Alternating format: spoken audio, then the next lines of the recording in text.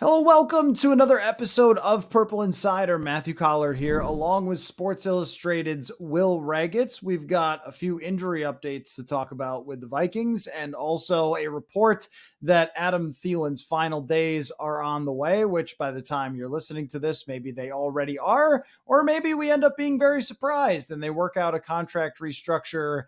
But I feel like when reports come out, Will, that someone might be on their way out, it is either kind of a call for anybody want to trade for him, or it also could be just, hey, fans, we know you love this player, but prepare yourself for the fact that he's not going to be there. And this just is in line with what we knew coming in, that there were going to have to be people that lots of fans like and who've been here a long time that are no longer here. But I think that it's probably a plus for the Vikings if they do move on from Adam Thielen, considering that kind of his name and previous role with this team made it so he really couldn't be a number 4 wide receiver or a number 3 wide receiver, like he's likely the best fit somewhere now. Like he kind of needs to be that 1A or 1B if he's going to be here, and that's just not really his role. So your thoughts on that report and the impending emergency podcast that will sometime soon come as Adam Thielen is eventually released. So it seems. Yeah, it just makes sense. I mean, I think you looked at after the season ended, you looked at the guys on the roster, you started to look at 2023 cap hits and who made sense as possible cap casualties because you knew it was going to have to happen with the cap situation and with just some of the veterans who got big, maybe questionable contracts in the last few Rick Spielman years and what they were going to do there. Adam Thielen kind of jumped out because the cap hit is almost 20 million. It's the highest of any non-Kirk Cousins player on the roster.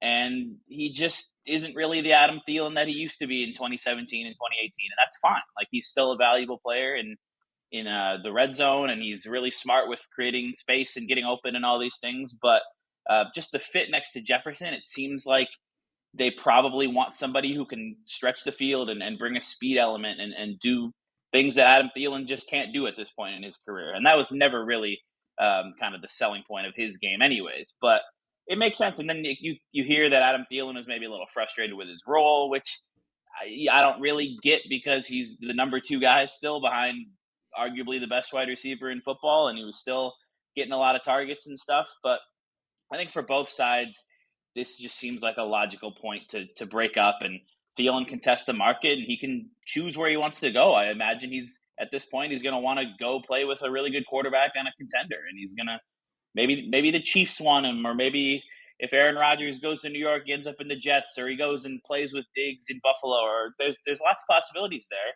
And then for the Vikings, that clears up some cap space, especially if I imagine they would do a post June 1 designation because otherwise there's a lot of dead money there. But more importantly, it clears up that role for you to, whether it's free agency or maybe early in the draft, go get somebody who fits Jefferson's timeline and is going to bring a little bit more of a speed element to this offense.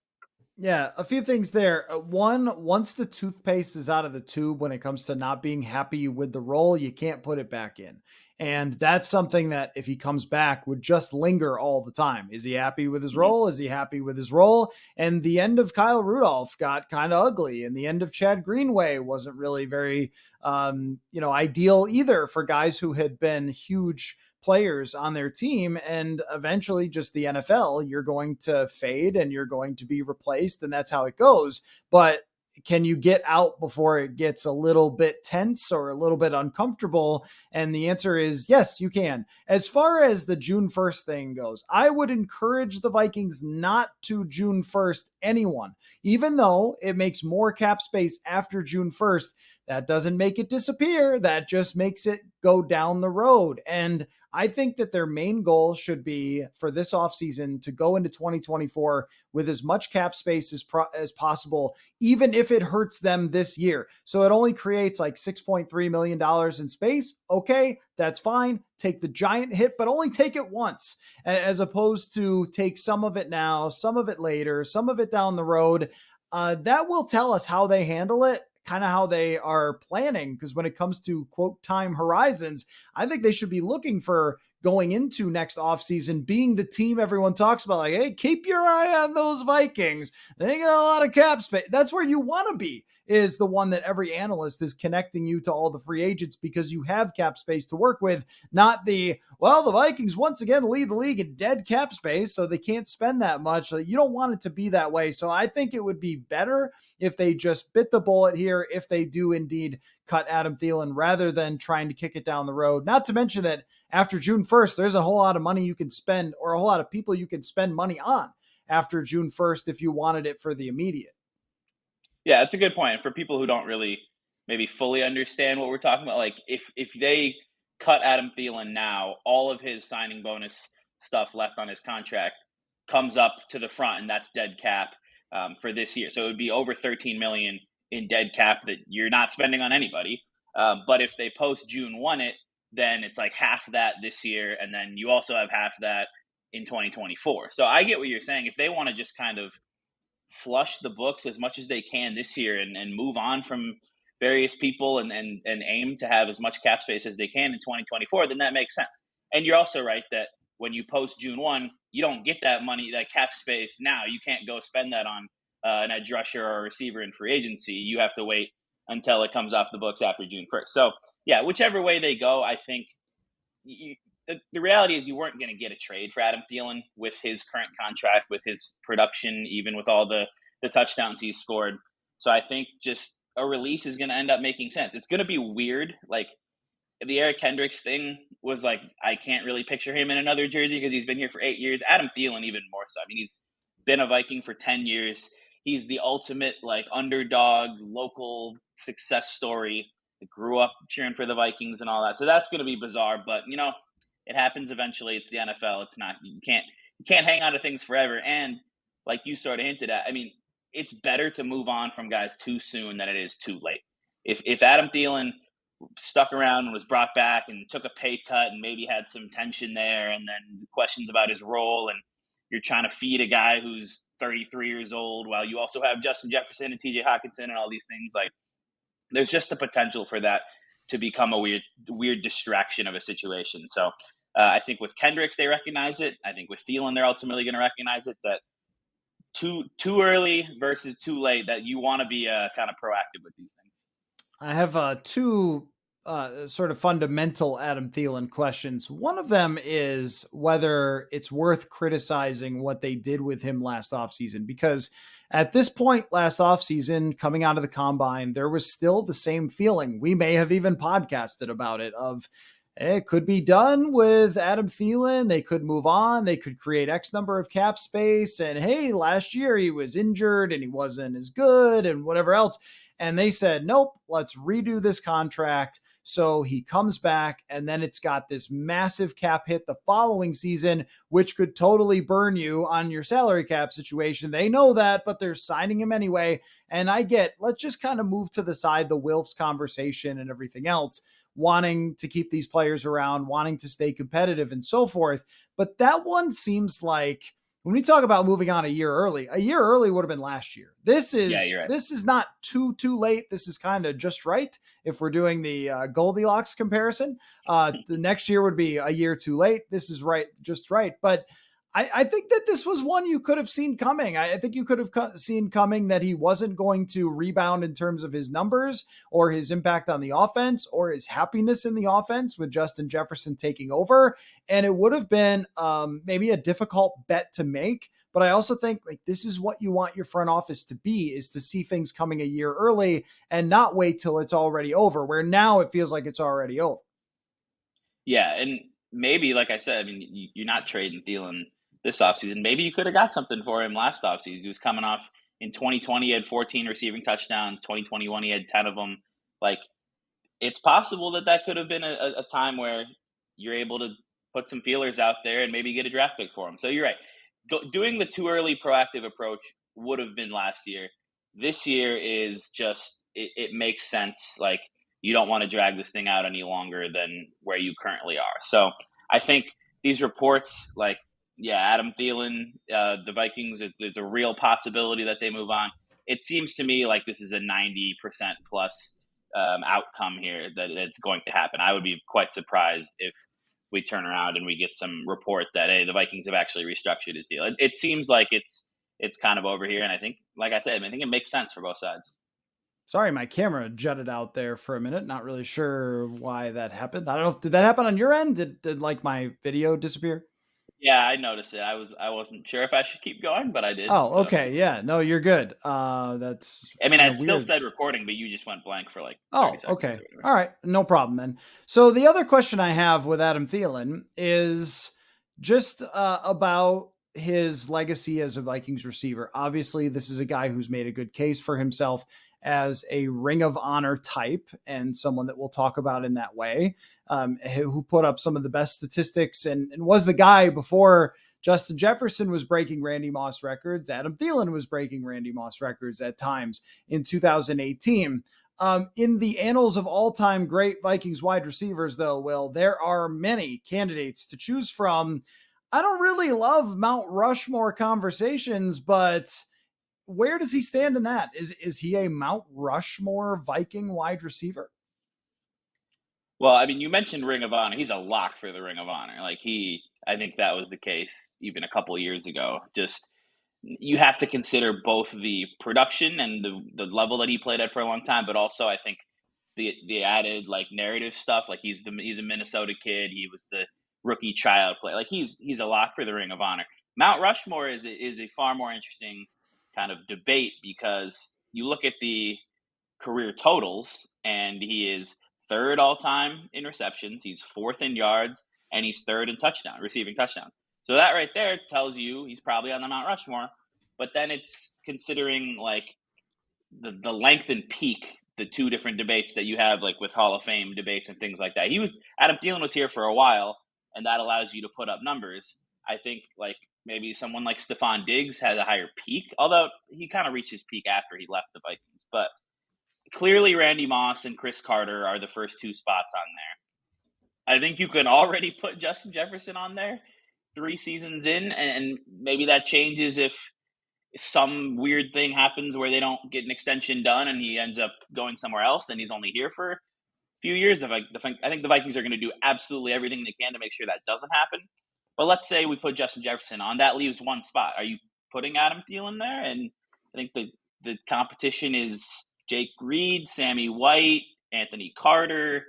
I think those would probably be the main ones. And nobody else is jumping out at me. Like Percy Harvin wasn't here for long enough, probably. So I don't know. I think Thielen has a legitimate case. I'm curious to hear your thoughts, but I think the two Pro Bowl seasons, you might want more than that, but he was really, really good in 2017 and 2018. And then just the consistency of reliable hands, touchdown production, doing it. But was he ever like the top guy for more than a year or two? I don't know. So it's an interesting debate. I think between Adam Thielen, Jake Reed, and Anthony Carter, it is a very difficult conversation to decide which one of those guys deserves it. Because if you go back to the mid 90s, before Chris Carter was really, before Randy Moss, I mean, and you had Chris Carter and Jake Reed as a duo, Jake Reed is going for 1,500 yards. I mean, he is a dominant player during that time. And then Randy Moss shows up, and then it's Carter, Moss, and Reed as the sidecar, and deserves a lot of credit for taking that role because he made a ton of huge plays for them in those seasons with Randy Moss while he was here. But at the same time, it's not the guy who was Randy Moss who was taking them to a completely different level. But from maybe like 94 through 97, Jake Reed is a Pro Bowl caliber star level wide receiver. It just didn't Yeah, last super he had long. 1,000-yard seasons between 94 and 97, four of them, and Thielen has two. So that's a higher peak or a more sustained peak. It is. And if you look at some of those, I think he's averaging like 15, 16 yards a catch. I mean, he was a really big play receiver for them for a while. It's hard to say for sure that Adam Thielen would go ahead of him, but Thielen's 2017 and 2018 are pretty darn amazing. And the catch he made in the Minneapolis Miracle game, it goes sort of forgotten where he jumped over Marshawn Lattimore and fell and actually broke his back on that play and then kept playing throughout that game. So he's got his moments for sure. And so, maybe Jake Reed during that era didn't have quite as many of those, or maybe they're not as memorable to us right now because that was such a long time ago. Anthony Carter is a guy who had a lot of playoff memories and stuff like that. The greatest playoff performance in franchise history, was part of a team that went to the NFC Championship, was part of some dominant teams there as their clear-cut number one. Anthony Carter got banged up a lot, and maybe didn't put up the huge totals that Adam Thielen did. A different era where quarterbacks threw for 3,000 yards. So if you had 700 yards receiving, that was huge. How long, do you have it in front of you, how long Anthony Carter did it for? Yeah, so Anthony Carter and Adam Thielen both spent, well, Adam Thielen spent 10 years with the Vikings, or has spent 10 years, but he wasn't really on the roster in 2013. So he has 9 seasons listed on Pro Football Reference. Anthony Carter also had 9 seasons with the Vikings. And Anthony Carter has about 1,000 more yards than Adam Thielen did. And he did that in like the late 80s and early 90s. So you adjust for era, like he was the more productive guy there. He had 3 1,000-yard seasons, 3 Pro Bowls, all the playoff stuff. Never had quite a season like Adam Thielen's 2018, where he had nearly 1,400 yards, 9 touchdowns. He had I think it was 8 or 9 straight 100-yard games to open up that season. Just absolutely unbelievable. But Anthony Carter, more yards.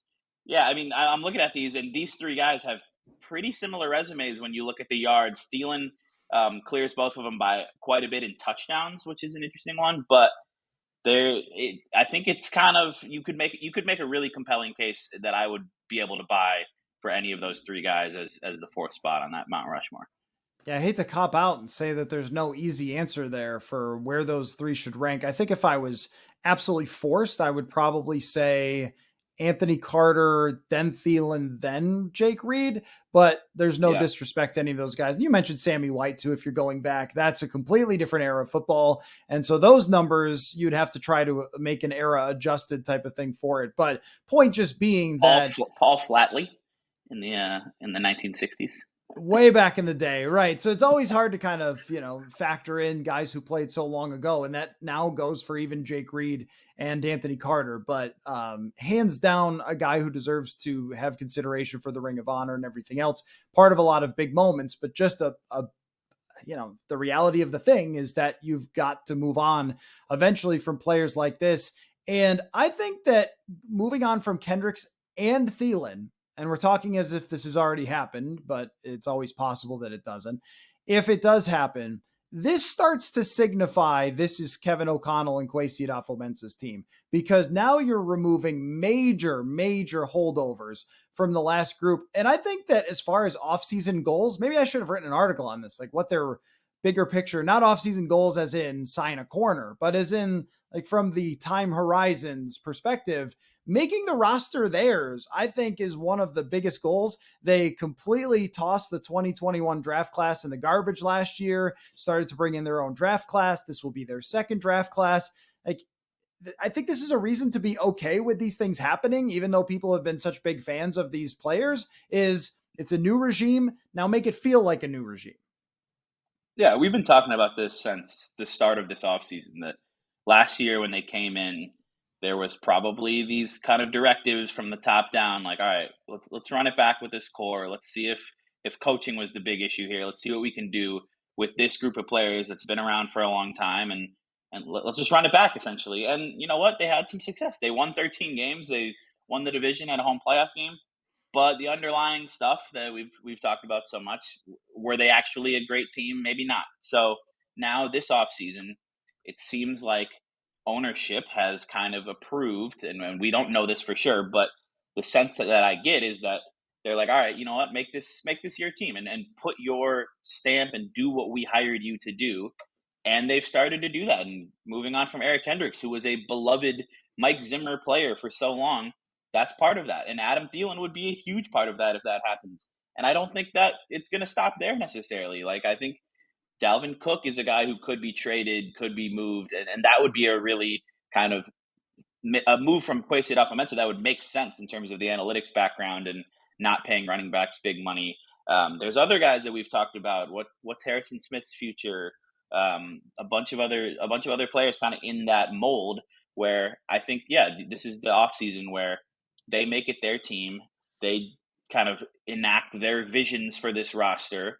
And maybe that means like saying, hey, we know we might take a step back this year, but we want to kind of get this cap situation a little bit more healthy.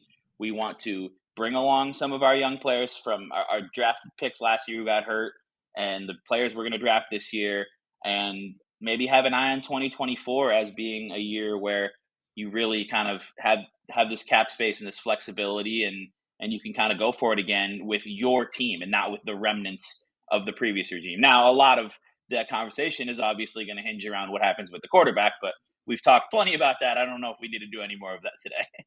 Not until there's some movement, I think, because yes, we have probably exhausted that over several off seasons. Actually, all the debates about Kirk Cousins, and it is time to just get some movement on that. But somebody asked a really interesting question on the live stream that I did after they cut Eric Kendricks, which was, does this signify that the Wilfs are going to let it be Kwesi and Kevin's team?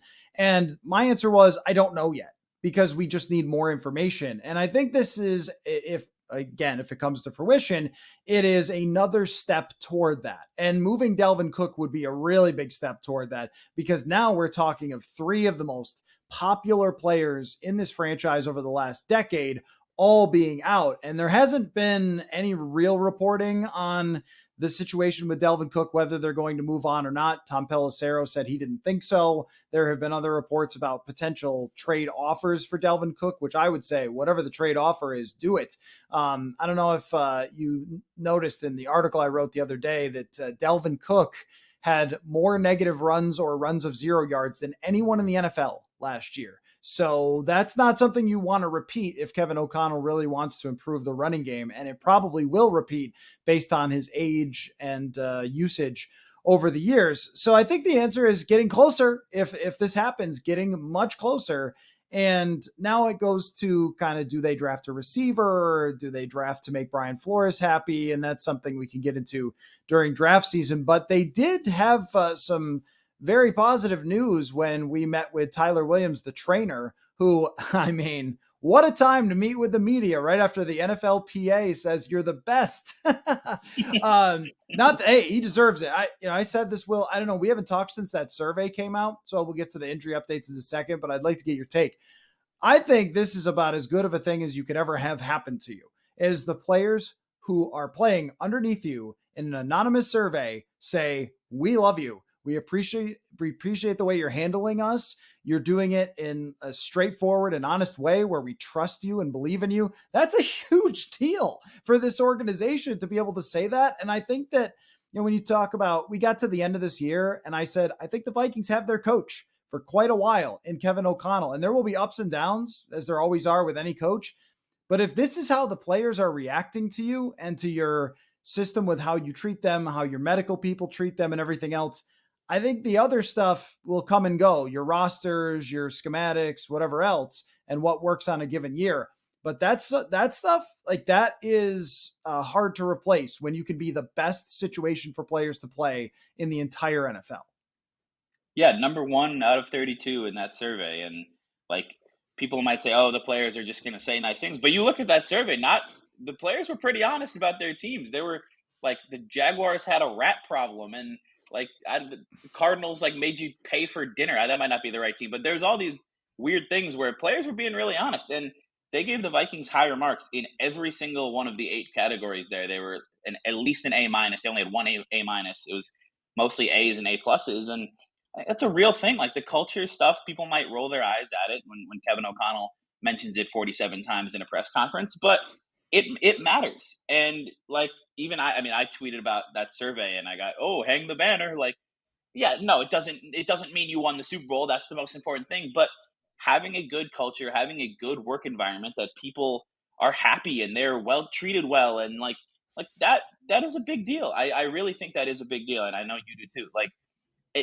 maybe tangibly it'll mean something. Maybe a free agent is deciding between a couple teams and he looks at that survey and he says, hey, I want to go to the Vikings. But I think just more importantly, it's a really good reflection on Kevin O'Connell and on this entire organization and the priorities that they've had, and on the ownership as well. The Wilfs have spent a lot of money to build a first-class facility in TCO and do all these different things that prioritize player wellness. And I really think that is an important thing, and a good look for the Vikings organization. I mean, when you talk about to winning, oh, my camera did that thing again. How to play to winning? And the answer is in a lot of different ways. I mean, one of the ways being the healthier you are, the more you can win. That's a pretty big deal. Look at all the teams that win. Usually they're among the most healthy in the entire league. That's a great place to start. And the other part is just that, yeah, it's going to be, do you have Mahomes? A lot of times. That's the history of the NFL. Who's playing quarterback? In Kansas City, they don't trust their trainer and they won the Super Bowl. So I don't know. But you can't tell me health doesn't matter. You can't tell me that how happy players are in their environment doesn't matter at all. It's always going to be skill and talent, but this is a league of tiny edges where out of 32 teams, 26 go into the season thinking they can be pretty good most of the time. And who's going to win with the small edges that you have? And you can't tell me that it didn't matter that they were healthy in the fourth quarters, or you can't tell me that the communication between Kevin O'Connell and his team didn't matter when it came to those close games. Yeah, a lot of it's random, but some of it's not. And so I think that doesn't guarantee that they're going to win. But would you rather be your team as a joke? Would you rather be that your players are angry and don't want to stay and don't want to sign extensions? There's some pretty big names, Hawkinson, Darisaw, Jefferson, that you're asking to stay for a long time. And when you sit down with their agents, you have that survey printed out and it's right there. First thing they see, find a better situation. They're putting that on the right? walls at TCO. Yeah. Like right. Paint the walls with anytime it. somebody walks in and visits, yeah, that's gonna be a big font. Exactly. So they should celebrate that. But one thing that they did give us in Tyler Williams' presentation was that Lewis Cine might actually be back on the field by late in OTAs, which are a couple of days a week practices in the spring. I'm sure people know what OTAs are by now, but those organized team activities in the offseason. And I have to say that is a pretty stunning development. I know that he's young and they've said he's been out at the facility every single day, which speaks well of him and how much he wants it. But I thought if this guy comes back by week 4, and we'll see how he even looks based on the severity of that injury, the idea that he could be 100% by training camp is really spectacular news for them, and that he can get himself implemented into this system. And now you're looking at week 1. It should be, if Harrison Smith is still here, Harrison Smith and Lewis Cine. That is something I didn't necessarily expect. Yeah, there's been a lot of kind of stunning developments in this recovery process for Lewis Cine. I think back to, it was like a month or two after his injury, and I'm in the locker room and he's just walking by, like without any sort of crutches or any, like, so I don't know what's going on. I mean, clearly really good work by by Cine, by the whole training staff. I think medical technology has come a long way, but man, that was a gruesome looking injury that he suffered in week 4 in London. And for him to have made the strides he did, he's been posting photos and videos on social media of him working out this offseason. And yeah, to hear the update today that, he might be ready for phase 3 of OTAs, much less training camp. Like, he might be out there in May. That is it's pretty miraculous. And it's a really, really good development for the Vikings, because I think this is a big season, the second season for this draft class. It really matters. They have to keep these guys healthy, and they have to start to get them developing on the field and get them some reps. Lewis Cine and also Andrew Booth Jr., who there was some updates on today. And Cine, I think his skill set is still what it was when he was coming out of Georgia, which is somebody who can fly around and has the kind of not only the athleticism to make plays, but the intelligence and the awareness to diagnose them, and the experience in a pro system in Georgia. He can read these plays and when they're happening, and then fly downhill and make them and hit people. And I think that's a huge skill set to have in a Brian Flores defense, where he's going to probably be moved all around and be used in a versatile way, as would Harrison Smith if he ends up being back. So that safety combination that we thought about last year, we never really got to see. But if that ends up kind of coming to fruition this year, if Smith is back and if Cine's healthy, that should be a lot of fun to watch, especially in a Brian Flores defense where they're not just going to be 50 yards deep on every play. I think now we can say officially that if Lewis Cine is not starting day one, then you should have some really big concerns about what he's going to be. No longer is there the, well, he's coming off that injury and we'll see. He should not get beat out again. And this is a make or break training camp for him, make or break off season. The first year, I'm always willing to be patient, but second year, that's pretty much where the rubber hits the road. And we've seen that with almost every prospect that they've had, where if you're going into year two and they're still not buying in, then there's a problem there. But with him, I agree that he's a better fit, and now he can be in that system from the very start. Less confident about Andrew Booth Jr., though, with a knee surgery that is 8 to 10 months, is what Kevin O'Connell said today. That sounds like maybe training camp you're talking about just coming back, and that puts him farther behind. I think that this strengthens the idea that they need to go into free agency and get a cornerback. I saw Patrick Peterson is still kind of saying that he wants to return. I don't know about that. I just don't know if it's a good fit. But free agent corner is almost inevitable. And that even goes if they draft a corner. Like if they signed a free agent and drafted a corner in the first round, and then you're seeing what's coming of Andrew Booth Jr., I mean, that's fine, because I just look at it like there is so much uncertainty with a guy who's had so many injuries. And then this one, when they say he'll be back by camp, that's a hard time to just come back. Like we saw a couple years ago, Latavius Murray came back for camp and it set him back a few weeks. Mike Hughes was the same kind of thing, that he wasn't really ready right into camp and couldn't come back till halfway into the season. I mean, there's nothing you can rely on with Andrew Booth Jr. in my mind. No, that's the way I was going to put it exactly. Like I look at it, and I think the Vikings will understandably look at it as Andrew Booth is a luxury at this point. He is not somebody that you can count on and pencil into your lineup, and you need to go out and get people that you can count on, and they need to go out and get a free agent cornerback. And I agree with you. There's been some buzz that maybe they want Patrick Peterson back. That doesn't make sense to me.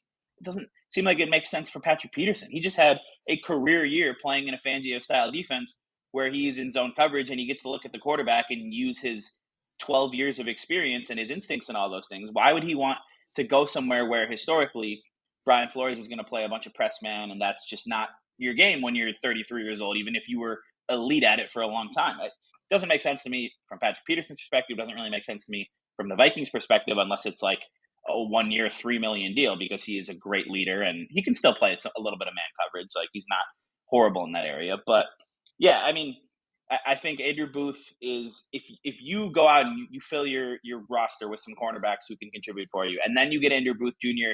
healthy and he's competing for a starting spot and that all works out, that's great. Like that would be awesome. But you just can't rely on that. And that's why they need to go get a free agent, because I don't like the idea of maybe bringing back like a low-level free agent and then you draft a corner in the first round and you're like, all right, this guy, Deonte Banks out of Maryland or whoever it is, like we need you right away, because that's just, it is historically, and we've seen this a bunch covering the Vikings, it's a tough position to come in and be successful at right away. And so I think they need to go get a Cameron Sutton or a Jonathan Jones or like a starting caliber corner who fits this system and maybe has played under Flores before. There's a few guys like that, those two I just mentioned. And then draft a guy in the first round anyways if you want. If the value is there, if that's the best player at your pick. I also think drafting a wide receiver in the first round is really tempting, especially if this Thielen thing happens the way we think it's going to. So, yeah, you cannot rely on Booth, because he had the meniscus surgery in November. So 8 to 10 months, that's putting you at July, end of July, best case, maybe August and September, and then maybe he's at full speed like week 6. So you can't rely on him at all. And then there's just the fact that he hasn't been healthy since he was in high school. He literally said that last year after the draft, and that's why he wasn't a first-round pick. He has first-round talent, fell to the second round because of these questions, and unfortunately, it popped up for the Vikings anyway. So they have a great training staff, and if there's any training staff that might be able to help Andrew Booth stay healthy and get his career on the right track, I think it's this one. But the training staff can only do so much. What positions on the entire roster would you be willing to kind of let ride? And I mean, you can't fill everyone with free agents. I guess you could try. And there's also an argument for when we're talking about what you want to accomplish for next year, which is you compete for the division. I don't think anybody says that they're not going to even be competitive for the NFC North next year. So you're competing for the division, trying to win, trying to get a home playoff game, all that stuff. We pretty much can lock in that that's going to happen. But also, in my mind, you should be looking to find out a lot of things about your roster. Find out where everybody stands. Find out who you have for the future, like which guys are going to be dudes for the future, who's going to be starters. But that means you have to let some things ride where you can't just go out and replace. Now, you probably have to for corner because you just don't have bodies there. If you can't rely on Andrew Booth Jr., we don't really know what the status of Caleb Evans is. He's going to be back, but he had 3 concussions. Very concerning. Duke Shelley might resign. I'm not sure really what he's going to be for the future. So there will be some position where you have to say, all right, well, young player, you're going to have to go ahead there and this just doesn't go for the defense, but on offense or defense. So which ones would you be willing to say, all right, you know what, just play your young guys and see what happens? Yeah, I'll start quickly with the ones that you can. And you mentioned cornerback. I think they need another wide receiver if Adam Thielen's gone. You can't just rock with like KJ Osborne and Jalen Naylor as your Justin Jefferson protection. Like, he's just going to get doubled on every play, and you don't want that. I mean, he's going to get doubled a lot anyways, but you need some other guys there. I would say, depending on what happens with Jordan Hicks, you might need another linebacker, although you got to let Brian Asamoah cook. But I don't know if they have anybody even on the roster right now who can play that other spot if Hicks ends up getting cut. And then maybe like you need a little more defensive line help. But I think the offensive line, you kind of just, outside of center, where you need somebody who can play center, but you gotta just see if Ed Ingram is a real guy. I think, because you put enough draft capital into him, and more importantly, I mean, he showed some strides and some potential in his rookie season. I think you want to see what he can do. Tackle, you're fine. Brian O'Neill was the other guy who I believe there was a somewhat positive update on him today in that Achilles recovery. Tight end, you're fine. You have TJ Hawkinson. I don't think you need anybody else there. And then I would say, I mean, the way I would approach this is I would trade Dalvin Cook for a 7th round pick if that's what it was, and I would go with Kene Nwangwu and Ty Chandler and like an undrafted free agent at running back, and I would see if we got any dudes there. Which is I like the way you put that, but yeah, I think I'm trying to think if there are any other. I think safety. If Lewis Cine's healthy, you absolutely you put him out there, and like last year there was some like, hey, Lewis Cine doesn't need to be the starter right away because A, he's a rookie, and B, like Cam Bynum was interesting in 2021. Cam Bynum, I think we can declare is just a guy. He's not a dude. He was just a guy who can play safety and can do some good things, but I don't think he's ever going to be like a above average starting safety in this league. So you want to see Cine there, and then yeah, I think that's most of it. Oh, and let Ryan Wright cook at punter, of course. yeah. Kicker, they might look for somebody else, but they also don't have a lot of money to do that. I would say running back is the clear to me. Let it ride. But, you know, if they moved on from Harrison Smith and let them fight it out, the 3 guys that are there, Josh Metellus, Cam Bynum, and Lewis Cine, I'm not offended. I think that's okay because you're looking for who's going to be your future. Nickel corner would be a place I would not really want to let ride because usually that takes a veteran experienced player. And we saw if you have a bad nickel corner, it's just a nightmare. It's just a disaster and it hurts everyone around you. Corner, I'm not really willing to let it ride either. I think you've got to throw as many people and bodies at that as you can. So look for free agents who could be there for multiple seasons. Look for high draft picks. Don't just kind of let that one play itself out. Center is an interesting one. They don't really have anyone to let it ride with except for Chris Reed, who's their backup. But I think let ride could also mean sign 2 free agents for very cheap and see which one of them wins the cage match for center rather than giving Garrett Bradbury $10 million a year. I would also look at defensive line where I'm okay with letting it ride, which means draft somebody, move on from guys if you have to, don't re-sign Delvin Tomlinson. I think I'm okay with a lot of these positions of Brian Flores being able to evaluate next year, get as most as he can out of them, and then kind of figure it out from there. Last thing for you, Will, is just what's on your mind? What's on your mind? I mean, not. I mean, you could talk about life, your feelings, your emotions, whether Carl Anthony Towns is ever going to come back. No, I mean with football in general. There's a lot that's just sitting in the air right now, and we're just all, and it's us, and it's the Jets, and it's Lamar Jackson, and it's every quarterback situation, the draft. We're all just sitting here waiting for stuff to happen. What is the most on the forefront of your brain? Well, actually, I wake up every day and I think about Kirk Cousins. The first thing that pops into my head. No, I mean, it's the quarterback stuff. I think is at the forefront. Like the balance in the NFC North changes a lot if Aaron Rodgers ends up in New York or if he returns to Green Bay. I think the Lions make a lot of sense right now as a potential spot for Lamar Jackson. So that would change a lot of things as well because they're already, I think, the betting favorite in that division with Jared Goff. What happens if they get Lamar Jackson? What happens if they get Anthony Richardson even in the draft? And so it's just the Vikings' decision at quarterback is something that kind of endlessly fascinates me. And we've talked about it for the last 3 off seasons. I would not want to be the person making that decision because you have this known quantity in Kirk Cousins, and then there's the unknown of all right, if we let him play this out, then what's next? So that always fascinates me. I'm thinking a lot about just what we've talked about, which is will this be like, all right, we're going to release Eric Hendricks and then maybe Adam Thielen and then like maybe we're done there, or is this going to be a thing where we keep going and we see Dalvin Cook gone, we see Harrison Smith gone, and maybe they trade Za'Darius Smith, which I want to put this out there. I don't think that makes any sense. Like people are like, all right, Za'Darius Smith, he could be gone. Move on from him. He disappeared in the second half. That makes no sense to me because he was unbelievably productive in the first half of the season when he was healthy. He was slowed by a knee injury, but he still finished like third in pressures in the entire league. He's on an extremely affordable edge rusher contract. Like he's on a very good guy. He is when you look at where you could create cap space and not have dead money. He is one like because it's not a long term deal where if you cut him you get 12 million or whatever and there's not much dead money. But like why do that? You have a top tier edge rusher for 15 million who I think would fit brilliantly in Brian Flores' system and the ways that he could move him around. That doesn't make any sense to me because I think that's such an important position. But maybe it'll happen and maybe that would be part of all right, let's get younger there and let's focus on 2024. So I don't know. There are a lot of things on my mind.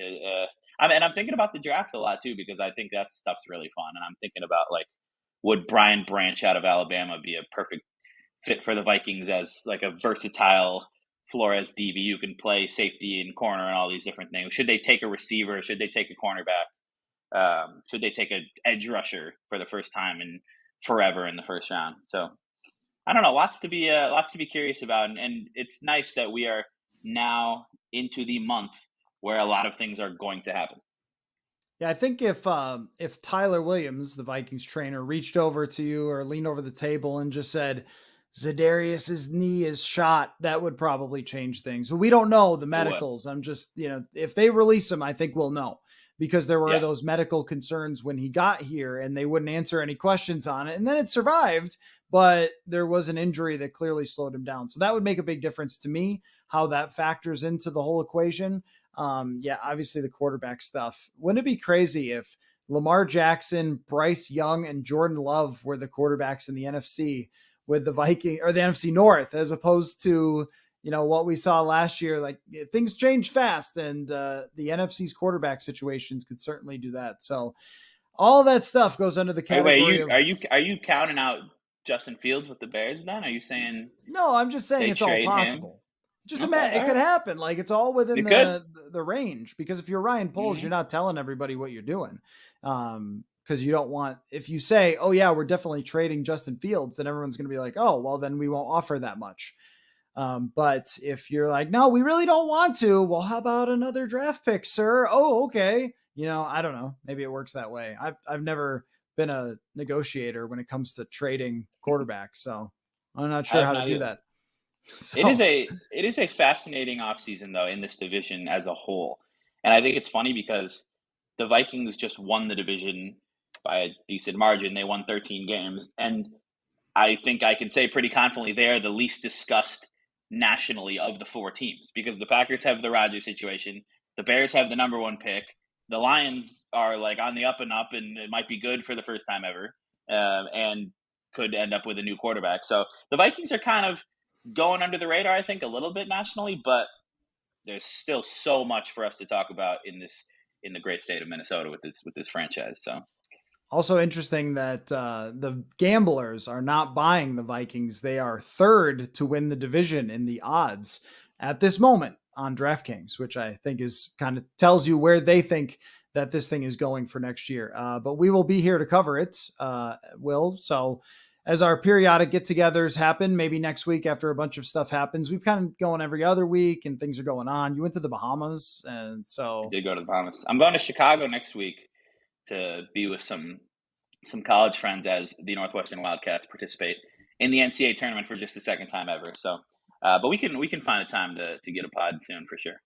oh, stuff will happen and we will pod, no doubt. So appreciate your time and everybody for listening, and we will catch you all next time.